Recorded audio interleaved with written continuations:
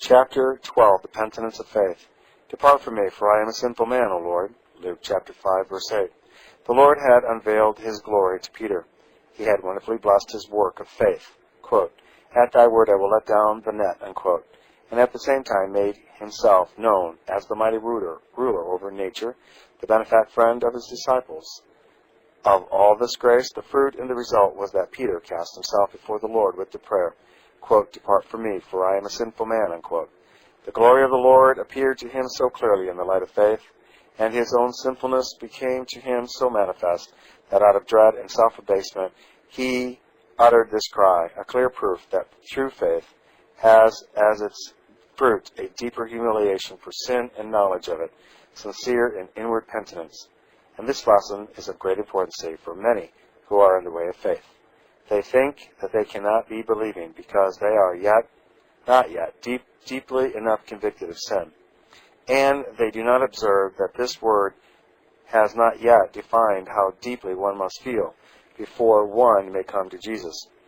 It has fixed no measure. The first sense of need must bring us to him. They do not understand that this remaining apart from Jesus is just the way to make their sense of sin less, and what is especially of importance, that on the other hand an incipient faith may become the means of increasing the sense of sin. Always the closer to the light, the more visible the impurity. The nearer to the Holy One, the stronger the sense of unworthiness. The more blessed with grace, the deeper the conviction of sin. As with Peter, so with all believers.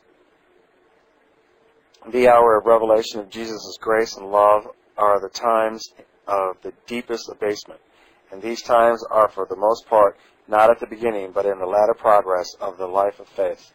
Consider the case of Peter. He has to obtain his true knowledge of sin at his denial of the Lord, well nigh 3 years after he had already said, quote, "We have believed and known that thou art the Christ," unquote.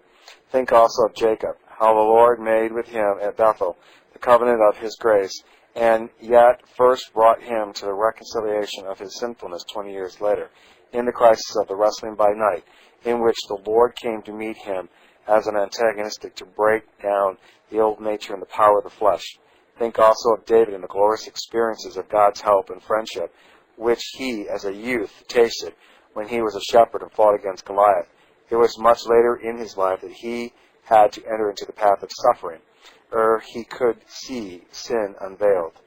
And so there are still ever so many in whose case it is manifested that the Lord first leads their soul to faith, and then later on through faith to the full knowledge of sin, to genuine penitence.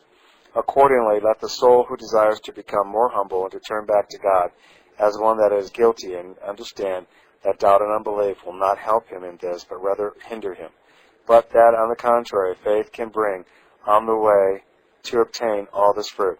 Let the soul who doubts if he indeed has faith, and may have it, consider that while his feeling of unworthiness and guilt causes so much darkness and anxiety in the depths of his soul, it is only in this poverty of the soul that faith can flourish, and that it is by this means that we will be driven to his Lord.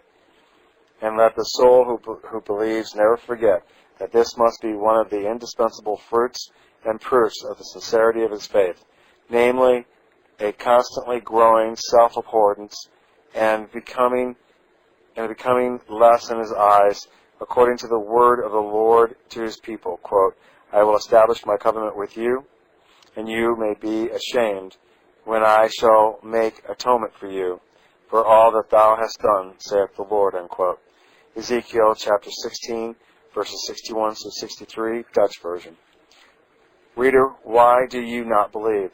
Surely it is not that you will still wait for more penitence and contrition of heart. Oh no, that last grace too is always a fruit of faith. Believe today in the grace of him who comes to you. All that is lacking in you must stir you up to this. With him you receive everything that you are going to seek elsewhere in vain. End of chapter 12, read by Pete.